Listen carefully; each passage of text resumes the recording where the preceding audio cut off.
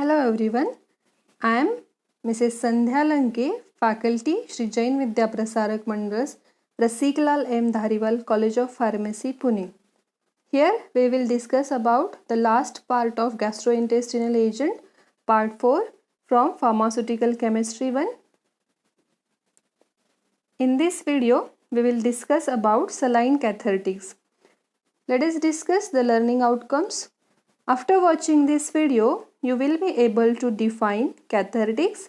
You will be able to discuss types of cathartics and their actions. Now, let us discuss the definition of cathartics. Cathartics are the agents used to promote defecation or to relieve constipation. These are categorized into two: laxatives, which are called as mild cathartics, and second, purgatives, which are called as strong cathartics. So mainly cathartics are performing only one function. They are promoting defecation or they relieve constipation. Both laxatives and purgatives play the same role. Before that, let us discuss what is constipation. We will just revise what happens in constipation. What is constipation? It occurs due to insufficient gastrointestinal motility or peristalsis. We have already discussed this in the previous video. You can see in the right hand side of the diagram, there is continuous contraction and relaxation of the gastrointestinal smooth muscles. This is nothing but peristalsis. So in constipation, there is insufficient peristalsis. The bowel movement that are infrequent or hard to pass leads to constipation. The stool is often hard and dry. Along with this, some other symptoms are also observed like abdominal pain and bloating. So, these are some things which are related to the constipation. Now, let us discuss various classes of cathartic. Majorly, cathartics can be considered in two categories. The first one are mild purgatives, also called by the name laxatives, and the second, strong purgatives, also called by the name stimulants. Mild purgatives are divided again in two types: the bulk producing drugs, for example isabgol and agar-agar, and the stool softeners, also called by the name emollient, example liquid paraffin. The second category, strong purgatives, is divided in two types. The first one is irritant or stimulant purgatives, for example phenolphthalein and aloe, and the second one, saline cathartics, also called by the name osmotic laxatives, for example sodium phosphate, magnesium hydroxide and sodium sulfate. Now let us discuss individually all the different types of cathartics.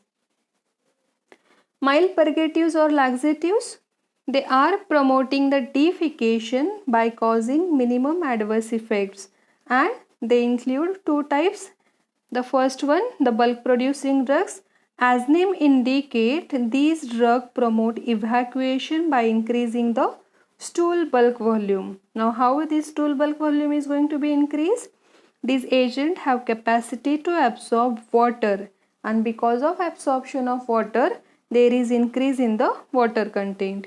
You can easily understood through this diagram. You can see here agents like isabgol, cellulose, agar-agar, methyl cellulose. Initially they are small in size, but because of absorption water, there is increase in the bulk volume, and because of this there is promotion of the evacuation of the bowel. That's why these drugs are called by the name bulk producing drug.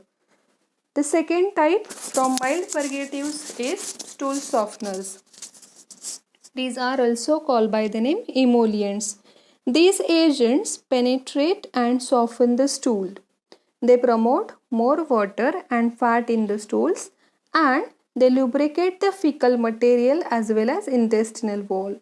So just like in grease, they are performing the role of lubricating agent, and because of this lubricating effect, there is easy passage of stool from the bowel. That's why these agents are also called as emollient.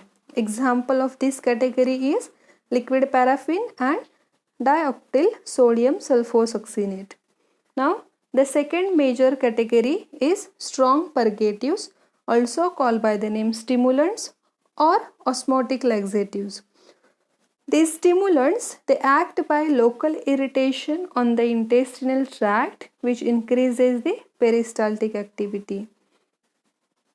Friends, we have already discussed that constipation, the main reason is reduction or inadequate peristaltic activity. So here the strong purgatives acting on the same part, same mechanism, they are going to increase the peristaltic activity.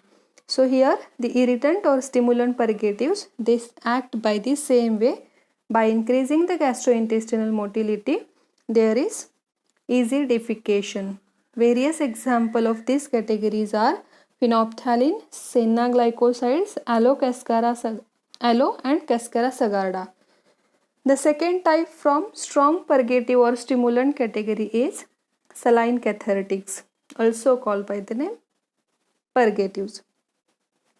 This agent increases the osmotic pressure within the intestinal tract, and this increased osmotic pressure leads to more water to enter into the intestine. Now this results in bowel distension, increased peristalsis as well as evacuation. So different results are observed just because of one thing, that is increase in the osmotic pressure. The various examples of this category are magnesium sulfate and magnesium hydroxide. Saline cathartics can again further divided into 4 subtypes. It is not necessary to write this classification in detail in the board exam. You just have to write the major classification of cathartics and the 4 classes. Saline cathartics further divided into 4 sodium containing products. Example, sodium biphosphate, sodium phosphate and sodium potassium tartarate. Second one, magnesium containing product, for example magnesium hydroxide, magnesium citrate and magnesium sulfate. Sulfur, it is also act as the cathartic. And the last category is non-official cathartics, for example sodium sulfate, potassium phosphate, potassium bitartarate and calomel. So this is all about cathartics. In board exams, the frequently asked question on this category is definition of all these 4 types, or question can be asked for 3 marks on classification of cathartics. So along with the short information, you have to quote example for each and every class. So this is all about cathartics. Thank you for watching this video.